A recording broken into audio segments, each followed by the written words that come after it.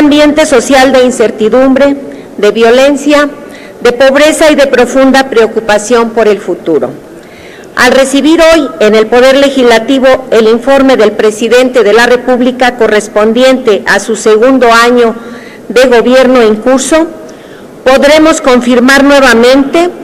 que uno es el discurso oficial y otra la realidad que se viven en todas y cada una de la mayoría de las familias mexicanas día a día. Por supuesto que algunos alzarán la voz para sostener que ahora sí México ha de cambiar gracias a las mágicas reformas estructurales que tanto ponderan el gobierno federal como sus aliados en el Congreso. La realidad es que desde el 1 de diciembre del 2012, quien ocupa la silla presidencial se ha excedido en el uso del poder para controlar el aparato del Estado y alterar así su sana división, concentrando el poder público en su persona, tal y como sucedió durante gran parte del siglo pasado. El titular del Ejecutivo Federal ordena, dispone, propone, nombra, califica y descalifica e influye en los otros poderes, abarcando inclusive a los órganos constitucionales autónomos sin recato alguno.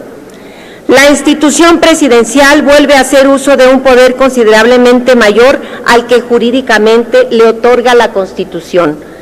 Las reformas estructurales en vigor han afectado nuestra incipiente democracia, puesto que ésta reside en el pueblo y al imponer la visión de una mayoría empoderada, pero al margen de sus representados, se ha instaurado un Estado que sobrepasa los límites que nunca debió rebasar sin consultar al pueblo en temas torales para el desarrollo del país. Por ello, en la apertura del Congreso, asistimos hoy a la recomposición del Estado liberal en el que las nociones de libertad y democracia se definen a partir de los intereses económicos de unos cuantos y no en función de la consecución de beneficios para el pueblo. Los reformadores actuales han olvidado que el Estado basado en la economía liberal creó una enorme desigualdad social, económica y política, demostrando su ineficacia, mientras que la inmensa mayoría de los gobernados se encontraban desprotegidos ante el poder económico y político de la clase capitalista, como sucede hoy. Recordemos que un ejemplo concreto del Estado liberal, que abarcó desde 1815 hasta el término de la Segunda Guerra Mundial, se dio con la Revolución Industrial en Inglaterra y en los Estados Unidos, países en los cuales durante la segunda mitad del siglo XIX se establecieron las condiciones económicas necesarias para beneficiar a los monopolios y a los titanes de la industria, al margen y en menoscabo de los trabajadores y del pueblo. Ello trajo como consecuencia una crisis del liberalismo mundial que dio paso al inicio del Estado Social de Derecho o Estado de Bienestar, que pretendía lograr condiciones sociales y económicas más justas para todos. Se inspiró fundamentalmente no en la idea de una igualdad de las personas, sino en la nivelación de las desigualdades entre ellas, lo que implicó el reconocimiento de las libertades públicas y su protección, y frente a ellas el reconocimiento de los derechos sociales de los ciudadanos. Garantizar el bienestar y la justicia social fue la proclama de la Revolución Mexicana y de esta manera, mediante una actividad estatal más participativa, el Estado mexicano se convirtió en un instrumento que asumiría la tarea de llevar a cabo una política económico-social planificadora y socializante que actuaría a favor de los gobernados. De esta manera, se corregiría el individualismo mediante una actividad estatal más participativa a la que el régimen actual ha renunciado, olvidando que el artículo 39 de la Constitución Federal señala que la soberanía reside esencial y originariamente en el pueblo, que todo poder público dimana del pueblo y se instituye para beneficio de éste, y que solamente el pueblo tiene en todo tiempo el inalienable derecho de alterar o modificar la forma de su gobierno. Entiéndase, no es una mayoría parlamentaria la que puede alterar o modificar la esencia del Estado mexicano como se ha hecho al margen de la voluntad del pueblo. Ello es inaceptable. El Estado priista restablecido ha saltado los límites propios que le marca la Constitución, alterando su esencia revolucionaria y social en una franca contradicción histórica. Hoy, las reformas estructurales impulsadas por el presidente de la República han puesto en riesgo los intereses jurídicos y legítimos de los mexicanos al restringir el derecho de los trabajadores a recibir utilidades y el de los campesinos sobre la tenencia de sus tierras. Por eso existe un sentir popular de que quien recibió el mandato de dirigir al Estado ha traicionado los principios fundamentales que heredó y ha pervertido la sana división del poder público. En el Partido del Trabajo estamos ciertos de la constante oscilación de la relación entre Estado y sociedad y en la necesidad de modernizar el modelo social, pero jamás alterando los principios fundamentales del pueblo mexicano y mucho menos poniendo en riesgo el territorio, el oro o el petróleo de los mexicanos, como lo dijera Pancho Villa. El Estado, bajo el gobierno del presidente Peña Nieto, ha cedido a los grupos de presión de adentro y de fuera del territorio nacional, y su manifestación lo son las reformas votadas por la mayoría sumisa al servicio del gobierno, pero a ello habrá de responder la sociedad de manera organizada, reclamando la insatisfacción de las promesas incumplidas de bienestar que a 2 años de gobierno la gran mayoría de los mexicanos aún espera. La desincorporación de Petróleos Mexicanos y de la Comisión Federal de Electricidad, empresas baluartes del Estado Social que se construyó a partir de la Constitución del 17 y su transformación ahora en empresas productivas del Estado,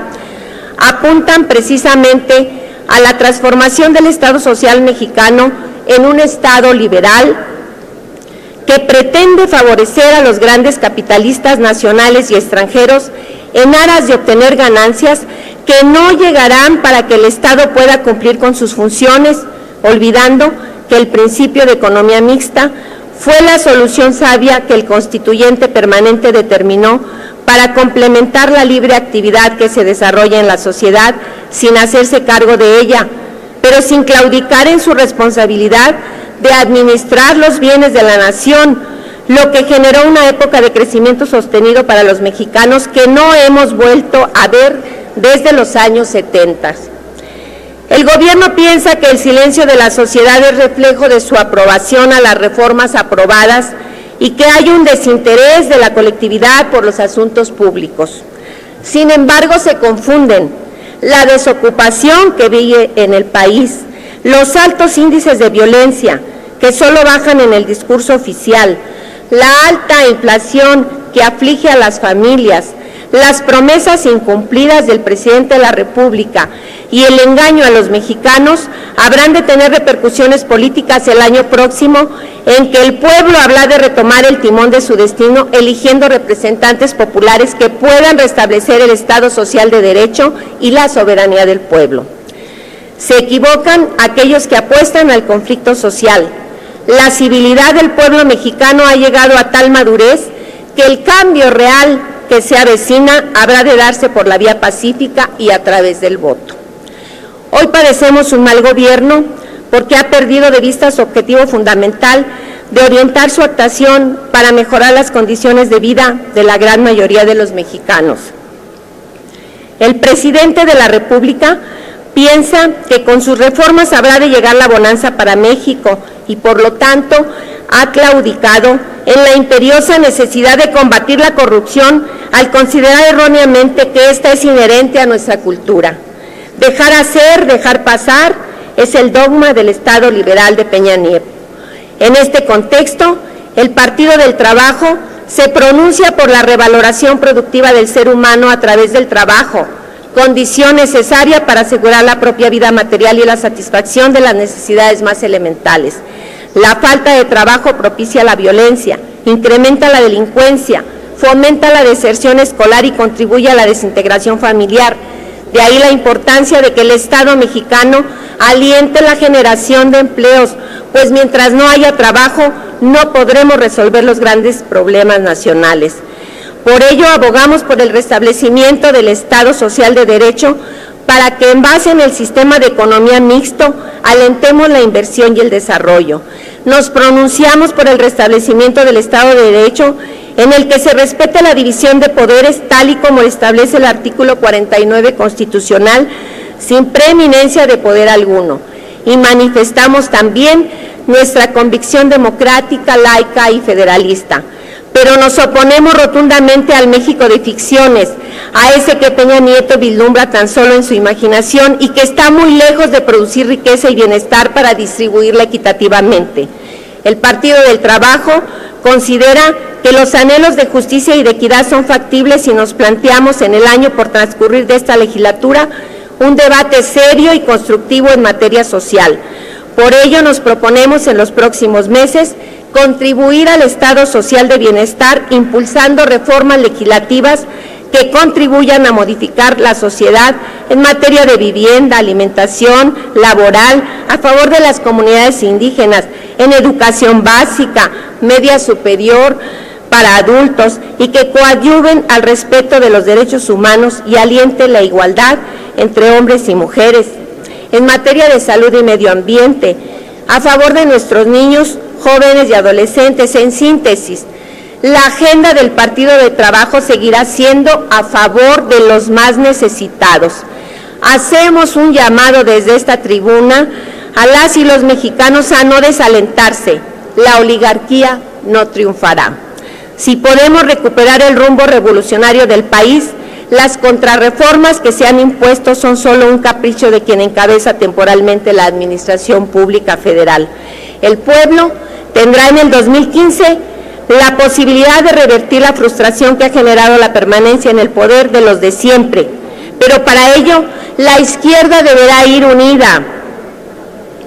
deberá caminar integrada, respetando las opciones partidistas existentes, pero caminando juntos para vencer el predominio de los incompetentes que nos gobiernan. Estamos listos, pues, para seguir en la batalla por la democracia. La lucha por un México justo y equitativo continúa. Es cuanto, presidente.